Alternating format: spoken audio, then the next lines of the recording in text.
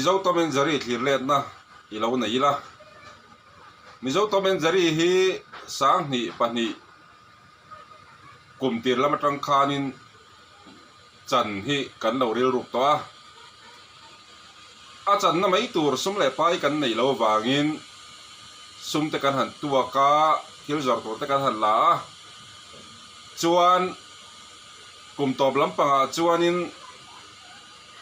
sum le pai te kan lo in khol nga deuta a chang thei tura kan lo in da ve ta he phim hi mizo tomen zari hi chan zai kan han rel ta pu phe na kan han bia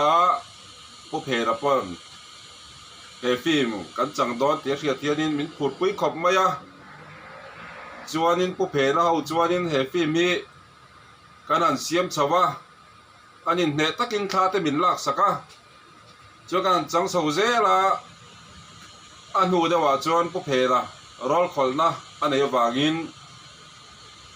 he phim hi min sut tuan pui thei talova chuan en tinge kan chan zong o tia kan ngai tua lain bi reng khoma kan thian pa zeria chang hi ani hianin bengwar chuin pulom te a thangkura pu tia kan hriat lar em mai an bia chuan pulom te po chuanin min lo phur pui vele khop maya chuanin pulom te ho chuan he phim hi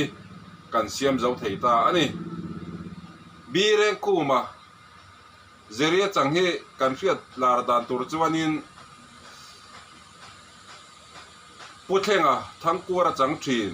puthenga hemi u papa hi ania chuan ani po hi comedy tu ye me mania chuan ke ni chang tu te introduction kan pelokanga ke hi ming hon puya khol ring toma chang hakania zeria chang hi biren khuma ania toma pi hi lal reng pui koi buang khua ania do vara chang hi dar than zuala koi buang khua tho ani an pat la ka hianin an ne em maya a fak pon fak omani an tui boka chuan kan han chang chawa sang ni pathuma film te kan han release ve a film te kan han zuar chuak ve a library te kan han pe a kan rin lo takina film hi mi mel riat alo hlo ve viawa chuan min ti phur tang le maya chuanin a film hi part 2 te kha han siam chho le te kha kan han tuma ma se tuan na mual te alo da na wangin a film hi part 2 kan siam thei talawani chuanin hei he film hi ke tan chuan a hlua mizo film a ka chan na ma sak berania aro po karawa tun thleng hian en thin kala da chuanin hei nela hi to male zeria kan da lang di ka to male zeria chuan hei hi zeria bi reng khoma nia hei to ma chu geima kani kha he film chang tu rianin ke ni po kan thayang to kin ka in buat sai na sa ve a ma se kan thei ba china chuanin thil dang han ti thei lem chu om chuang lova ma se kan thiamang tok le kan thayang tokin a film kan chan po hianin film kan bultan tirna ani ve wang hianin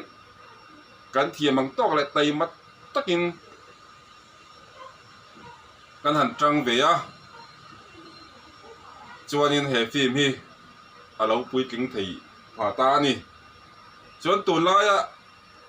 film ron chang thang thar te kan cha du ve le chu film kan chan hianin tai ma ka tu la tumru na a tu la hết tiếng cái mà nia cần ril ro put na cha kan thian lo chuan